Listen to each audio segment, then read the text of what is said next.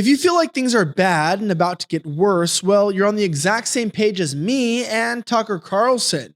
This story from thegatewaypundit.com says that Tucker Carlson says 2024 won't be Trump versus Biden, warns it's about to get serious.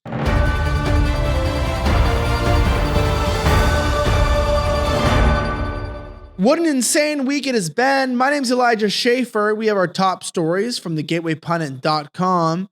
The number one trending story is watch. Tucker Carlson says 2024 won't be Trump versus Biden, warns it's about to get serious. This is from Randy DeSoto. Tucker Carlson predicted Thursday that the general election will not be between President Joe Biden and former President Donald Trump. He's probably right. Biden is senile, Carlson said during a speech at an Intercollegiate Studies Institute event in Wilmington, Delaware.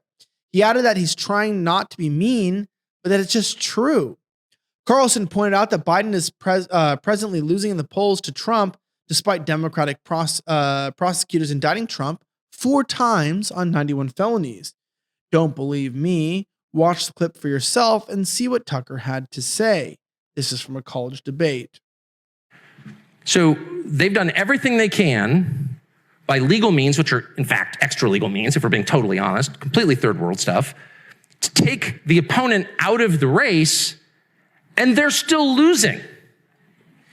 So, I don't know what's going to happen. This is not going to be a race between Joe Biden and Donald Trump.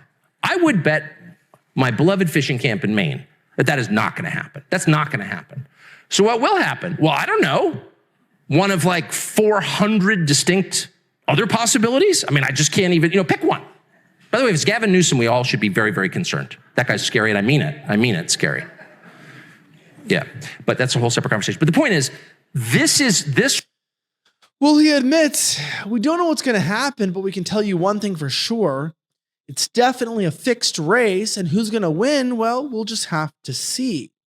Our next story comes from thegatewaypundit.com. It's titled, Now There is Evidence the FBI Planned the January 6th operation and planted documents days earlier that were later used against innocent Americans. It's from Jim Hoft. In February of this year, the Gateway pundit Cara Castronovo wrote about a shocking development in the U.S. government's case against the Proud Boys. It was discovered that the government itself was the author of the mysterious 1776 returns document.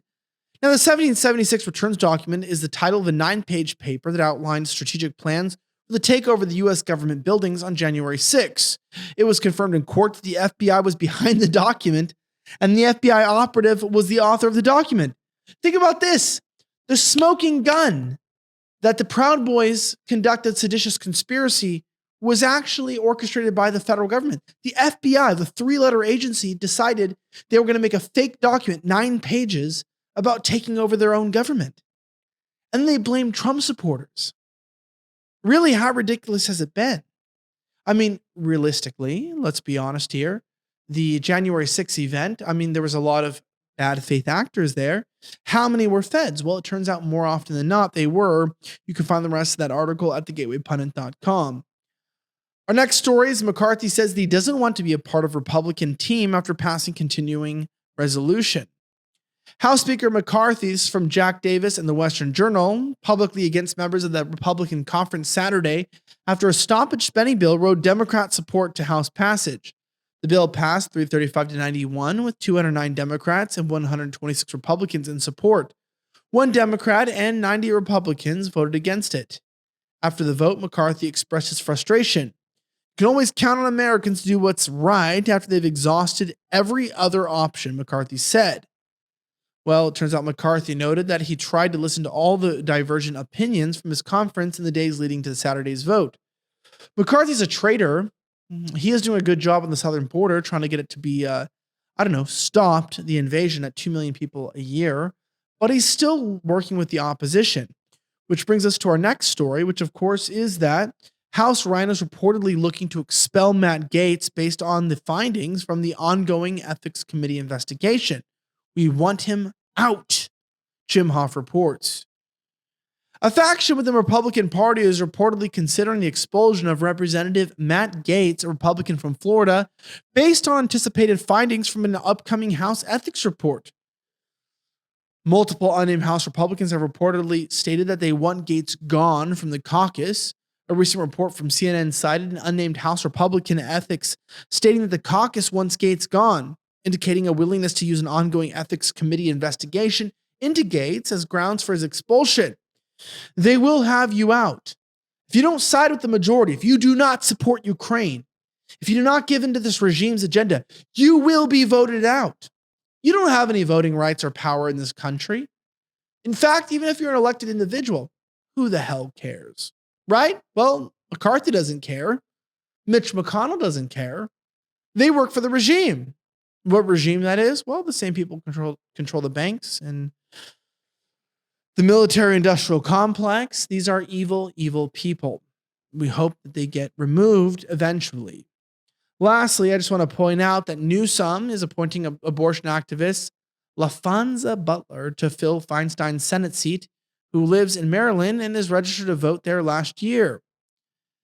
California Governor Gavin Newsom will appoint LaFonza Butler to fill Feinstein's vacant Senate seat. California Governor Gavin Newsom will appoint Emily's, I don't even know what that even means, list President LaFonza Butler to fill the seat of the late Senate Dianne Feinstein, may she rest in piss, elevating the head of the fundraising judgment that works to elect Democratic women who support abortion rights. He wanted a woman, he wanted a black woman, he wanted a lesbian. Why not elect me? I identify as all those things. Maybe you do too. Perhaps you should have been the next senator of the United States. I'll let you decide. Let us know in the comments below. My name is Elijah Schaffer. This has been the Gateway Pundits Weekend Review, where we cover the top 5 stories in our 10 minutes. Have a great rest of the week, and may God bless the United States of America. I'm signing out.